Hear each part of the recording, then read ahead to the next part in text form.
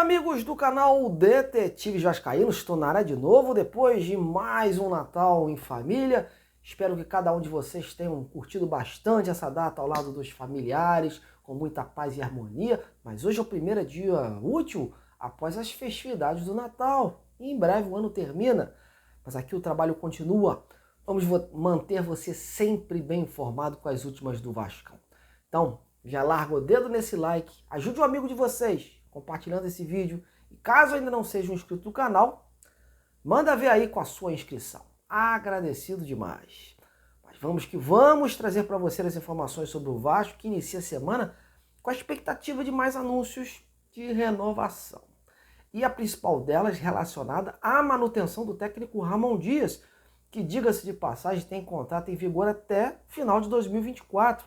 E, teoricamente, nem precisava, assim, de ter todo esse debate, né, sobre a renovação.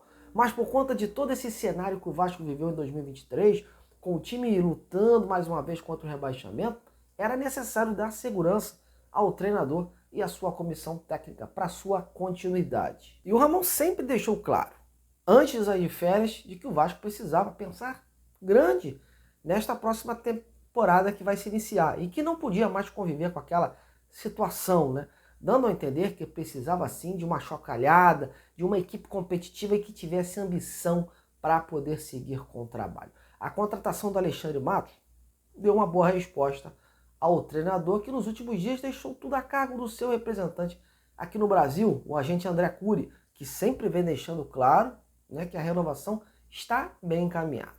No caso, a extensão do vínculo com o Vasco. Havia, inclusive, uma expectativa do anúncio ocorrer no Natal, mas ao que parece vai ficar para essa semana mesmo. Lembrando que a comissão técnica, além de um time competitivo e da renovação de algumas peças importantes para essa engrenagem, condicionou também a sequência do trabalho em melhorias no CT Moacir Barbosa e que já estão sendo colocadas em prática. Até porque há um entendimento de que o reforço na estrutura é um bom aliado no que virá pela frente. Então, todos esses detalhes condicionaram e colaboraram aí para uma demora na oficialização desta prorrogação do vínculo do Ramon com o Vasco. O Ramon, aliás, está curtindo suas férias merecidas ao lado da sua família e há essa expectativa do seu retorno em breve aí, para que o contrato, que já tenha termos alinhados, seja então assinado e sacramentado, né?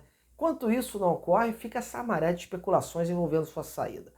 Mas no Vasco a informação de que está tudo ok e o Ramon será aí o comandante para a próxima temporada, já que os esforços estão sendo feitos no sentido de cumprir as solicitações do Ramon e da sua comissão técnica. E nessa semana também a gente vai ter aí definição sobre o volante Zé Gabriel, que, como já foi informado antes, encaminhou sua renovação com o Vasco a pedido do Ramon. E os últimos ajustes estão sendo feitos para que a sua permanência seja então oficializada. Em meio a isso, o Vasco discute junto ao Atlético Mineiro, né, e o Bragantino, as permanências do Paulo Henrique e do Praxedes, respectivamente. Ainda não tem assim um martelo batido, mas desses daí eu creio que a situação mais difícil seja do Praxedes, que veio com o preço do passe fixado em 5 milhões de euros. E não há, no momento, um desejo da 777 em pagar uma importância tão grande assim num único jogador. Tá rolando aí muita conversa de bastidores para que o valor sofra aí uma boa diminuída e, com isso, aconteça aí um desfecho positivo. Em meio a isso, apareceu o interesse do Cruzeiro no jogador, né? O Bragantino está só de camarote observando, pois sabe que o Praxedes se valorizou, né? E como é um ativo do clube paulista, pode esperar assim por uma proposta mais vantajosa para negociá-lo. Bom, e nesse processo, meus amigos, todo de permanência e saídas, está também a de chegadas. O Vasco, na figura do diretor Alexandre Matos, trabalha em várias frentes, né? Visando assim obter seus primeiros reforços para a próxima temporada. As últimas especulações foram concentradas quase todas na zaga, né?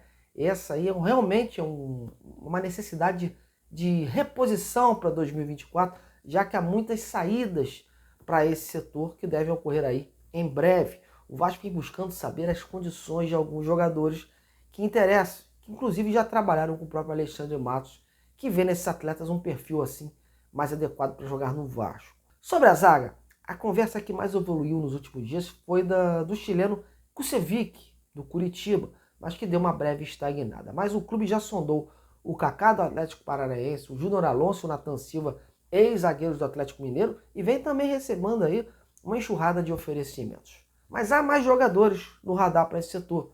Um deles, inclusive, o colega Juninho do canal Machão da Gama, informou ontem, né, os zagueiros Lucas Fasson, de 22 anos, ex-Atlético Paranaense, e que hoje pertence ao Lokomotiv da Rússia, clube, inclusive, onde tem contrato até meados de 2026.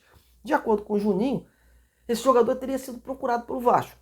É um jogador que o Matos conhece, né? E eu não duvido que realmente o interesse tenha existido. Ontem à noite, eu até consegui localizar a empresa que gerencia a carreira do Lucas.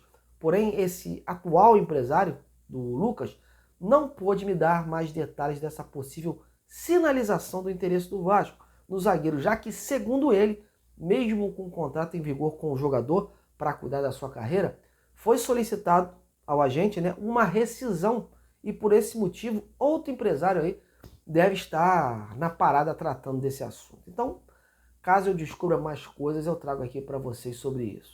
Mas o Vasco segue naquele trabalho de monitorar alguns jogadores e vem observando aí algumas opções para incorporar o elenco. Para isso, vem buscando também sondar a situação de alguns atletas. O executivo Alexandre Matos conhece muitos jogadores nos últimos clubes onde trabalhou, e isso vem ajudando, né, nessa visão de mercado. Nos últimos dias já foram cogitados aí alguns jogadores do próprio Atlético Paranaense e do Atlético Mineiro, últimos clubes do dirigente. E antes do Natal, eu fiquei sabendo de mais uma sondagem feita ao staff do jogador.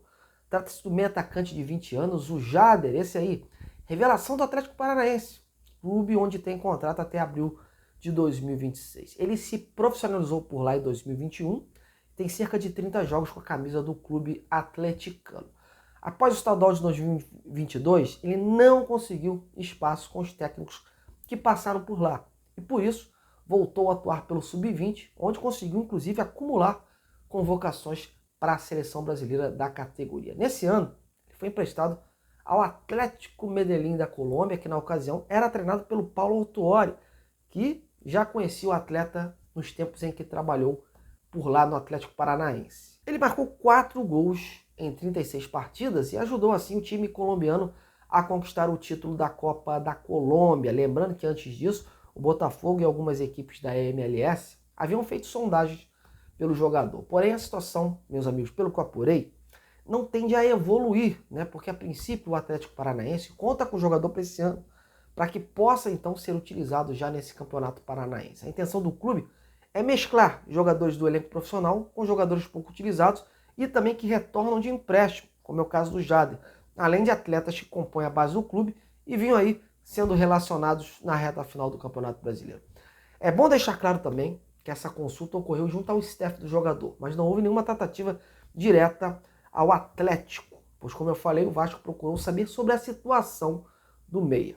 Caso decida avançar, aí sim, teria que procurar o clube paranaense, mas que, como eu falei, tem como objetivo dar mais espaço ao jogador nesse ano, né? O jogador ainda é visto pela diretoria de lá como um nome de importante valorização do mercado de transferências, a ponto de, inclusive, ter sido apontado como um possível nome de interesse do Barcelona da Espanha. Então, há toda essa ideia de contar com ele e valorizá-lo, né?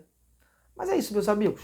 Eu estou aqui antenado e já te dou mais detalhes, tanto dessa como de outras situações. Ainda vão chover aí especulações por aí, vão chover nomes tentados, cobiçados, e a gente vai tentar aqui passar o que realmente tem de verdade em termos de tratativas. Bom, vou colocando ponto final sobre esse boletim, né? Mas logo estou de volta com mais atualizações. Fique ligadinho no canal, aqui no YouTube e nas minhas redes sociais, no @Detetive Vasco, no Twitter e Instagram. Grande abraço e até a próxima!